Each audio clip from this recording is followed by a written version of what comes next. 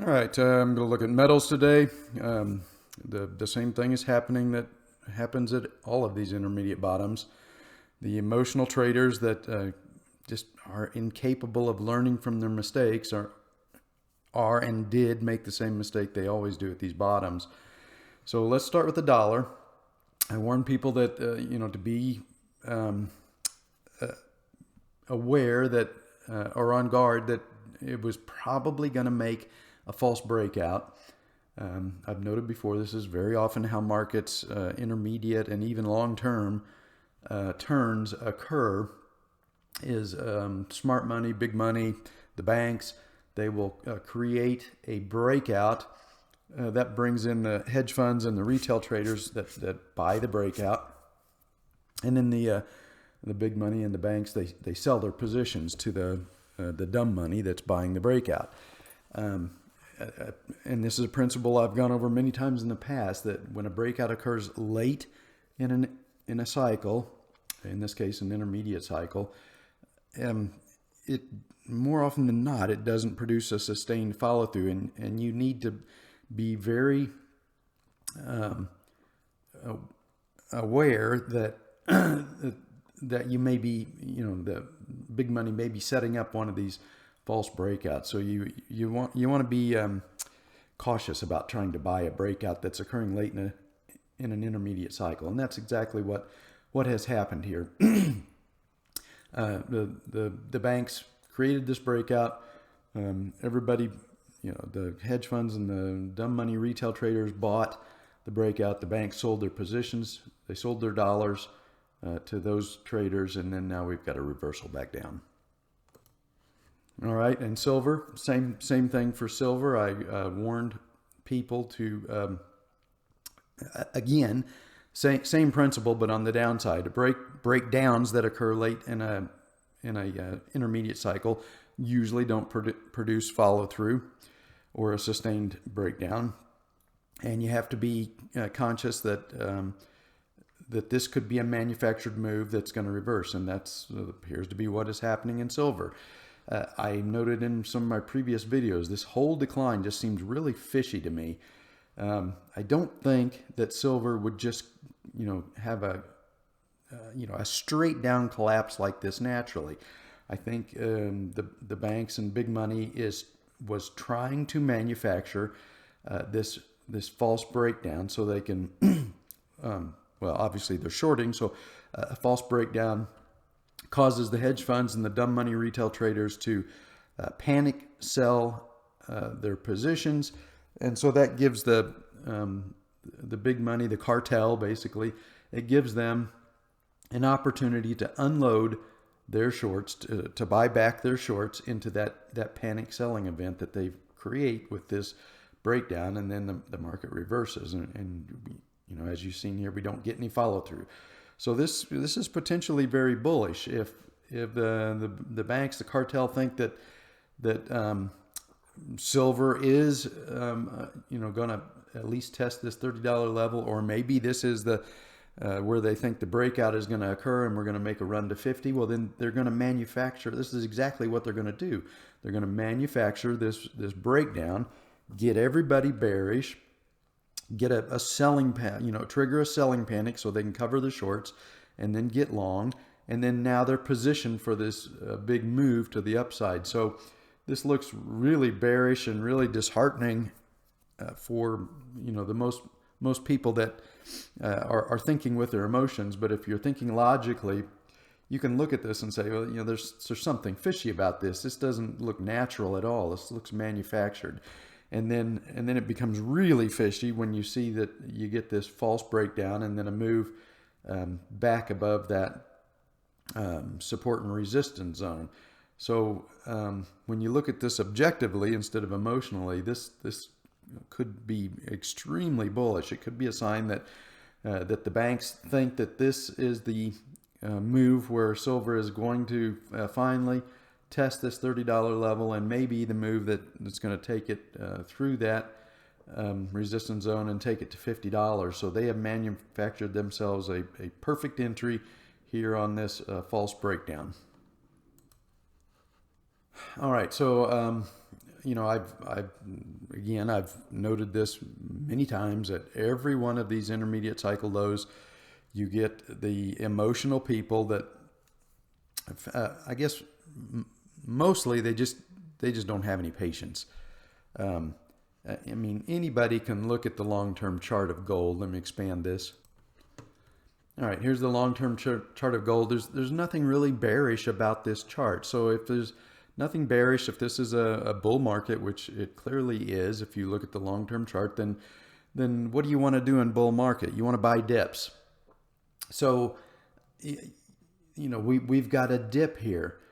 And the problem is that these emotional traders, they lose sight of the big picture, and they become wrapped up in the intermediate decline, and that is the dip that gives you the buying opportunity. But these take time. They take weeks to unfold, and so the emotional traders, they want the bottom, and they want the market to go up quickly, and so they lose patience, and they can't make it to the end, and then they're not able to buy the dip. So I've said before, this happens at every single one of these intermediate declines. You get I get people that you'll see comments that I'm never buying metals again. These things are too manipulated, and the metals are manipulated. They're heavily manipulated. The administration is desperately trying to get down or bring down inflation. They're not going to succeed, but they're trying. And the one thing you don't want to happen during, if you're trying to control inflation, is for the metals to surge higher, and especially to break out. It kind of defeats your illusion of trying to control inflation. So yes, these are the metals market are very heavily manipulated. That's a given. But as I've said before, the cartel is going to win some battles, but they're not going to win the war. You can already see from that long-term chart, they're not winning the war. Gold is, it's gone from $250 to we're getting close to $1,900 here again. That's not the definition of winning the war. But this happens at every single intermediate bottom. The impatient, the emotional, mostly retail traders, although I'm sure there's plenty of hedge funds that make this mistake too.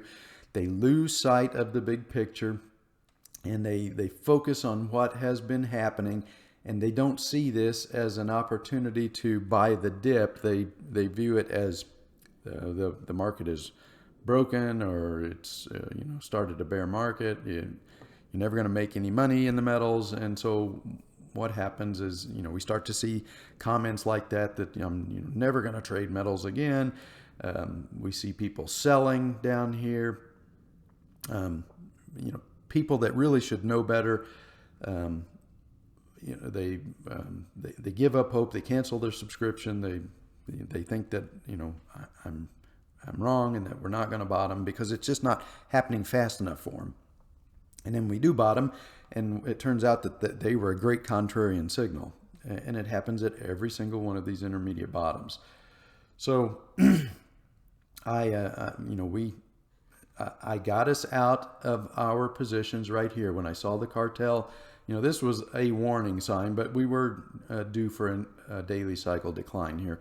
But this major attack to stop gold from getting above 2,000 was a warning sign that we may have topped. But then this was the real kicker right here. When I saw the cartel block gold from getting back above 2,000, that was the kicker, and that told me it was time for us to take profits. So that was right here. So we took profits on our mining positions right here, and we've been on the sideline, and we've been waiting for that buy signal. I've noted that in my previous videos, and we did get the buy signal. So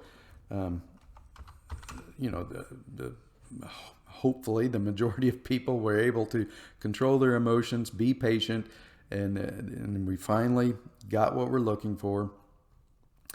And now, I think it's you're just going to have to hang on. It's not going to be an easy ride. This is not a market that you want to get leveraged in, I don't think, especially this week, because I believe the end of the week is options expiration on gold. So there's going to be some attacks this week, and there's very often coming out of an intermediate bottom, there'll be some kind of attack that will retest this low. It'll knock everybody off prematurely. It'll give the big money, the banks, a chance to load up some more longs close to the bottom, and then you'll start higher in earnest. It may or may not happen. I would say more often than not that happens. You'll get an attack that'll knock everybody off, and the banks will load a few more longs, and then we'll start to go higher. But like I said, I think the same thing has happened like it always does. The dumb money, the emotional money, the impatient money got knocked off right at the bottom. They gave up, they quit. And the rest of us that were able to control emotions, think logically, be patient. We've been waiting since this top here. This was the top in the mining stocks. We've been just waiting and waiting and waiting for our buy signal. We got out at almost the exact top. And now we do have our buy signal, and we're just now we just have to sit and let the market work. And we need to understand that somewhere this week there's going to be some attacks for the options expiration. So again, the emotional money will panic, they'll sell, it'll look like it's going back down.